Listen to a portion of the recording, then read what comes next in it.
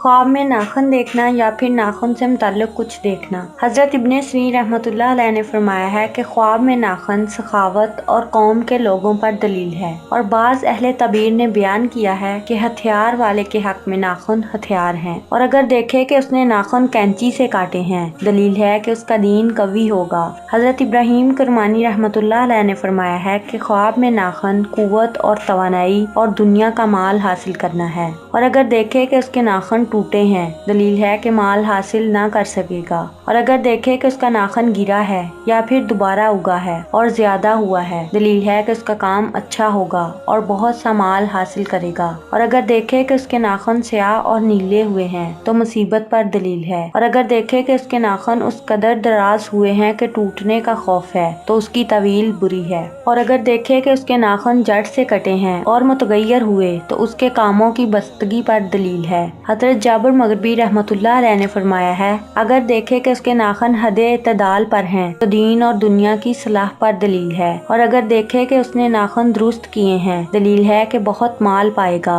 और हाथ और पाँव के नाखून की एक ही तवील है। और बाज़ अहले तबीर ने बयान किया है कि हाथ के नाखूनों की तवील माल हासिल करना है और पाँव के नाखून की तवील भी माल है। हज़रत जाफर सादिक अलैहिस्सलाम ने फरमाया है कि ख्वाब में नाखून का देखना 6 वजह पर है: कुव्वतो दनाई, दुनिया में लोगों की मकदार, दलेरी, फर्जंद, मनफअत, गुलामजादे या बरादरजादे।